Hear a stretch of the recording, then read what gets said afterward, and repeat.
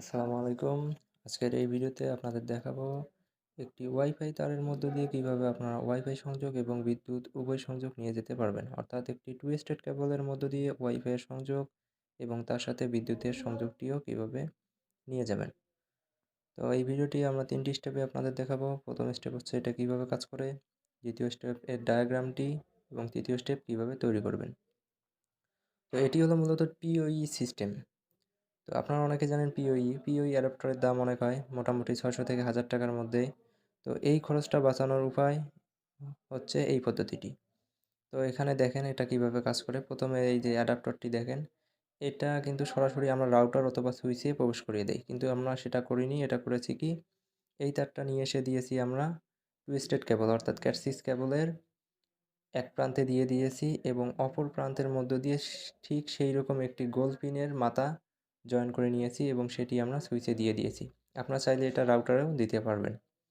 তো আমি এখানে দেখানোর সুবিধার্থে সুইচ ইউজ করতেছি। এটা গেল পাওয়ার সংযোগ।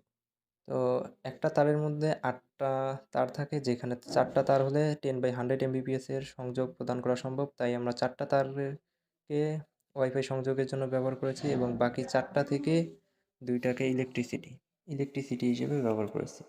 তো এখানে দেখেন যে ল্যান কেবলগুলো দেওয়ার পর অর্থাৎ RJ45 পিনগুলো লাগানোর পর এখানে ডাটা চলে এসেছে, অর্থাৎ ওয়াইফাই কানেক্ট হয়েছে। তো এখন আমরা আপনাদের দেখাবো ডায়াগ্রামটি। এখানে ডায়াগ্রামটি দেখে নিন। অর্থাৎ 4টি তারকে আপনারা দিবেন ওয়াইফাইয়ের জন্য, আর দুইটি করে হচ্ছে পজিটিভ নেগেটিভ। তো তারটিকে আপনারা প্রথমে কেটে নেবেন। কেটে নিলে দেখবেন এখানে টোটাল 8টি তার থাকে। তো এখানে পিন হিসাব করবেন 1, 2, 3 অ্যান্ড 6। এই 4টা হবে আপনাদের ওয়াইফাইয়ের জন্য এবং বাকি 4টা আপনারা ইলেকট্রিসিটি বহনে ব্যবহার করতে পারবেন। তো আপনারা চাইলে 4টিকে ব্যবহার করতে পারবেন ইলেকট্রিসিটির জন্য, অথবা 2টি নিলেও হবে। তো 4টি কারা নেবেন? যারা দূরত্ব একটু বেশি নিতে চাচ্ছেন, যে 25 মিটার 30 মিটার তাদের জন্য।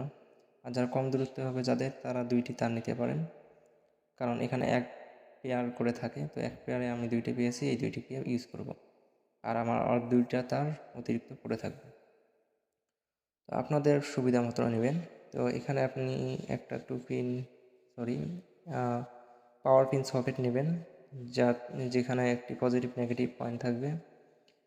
পজিটিভটিকে তারের পজিটিভের সঙ্গে, নেগেটিভকে তারের নেগেটিভের সঙ্গে কানেক্ট করে দিলেই এটার মধ্যে এটা ইনপুট সকেট হিসেবে কাজ করবে এবং অপর প্রান্তে আপনারা এই আউটপুট সকেট একটি তার দিয়ে জয়েন করে নেবেন। তাহলে হলো কি, আমাদের অ্যাডাপ্টরের তারটিকে আমরা দীর্ঘ করে নিলাম, জাস্ট এতটুকুই।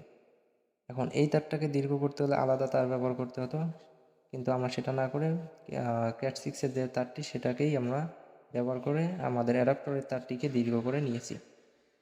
এক্ষেত্রে একদিকে যেমন আপনাদের ইলেকট্রিসিটি তার কেনার খরচ বাঁচলো, অপরদিকে একটি পিওই অ্যাডাপ্টর খরচ বাঁচলো।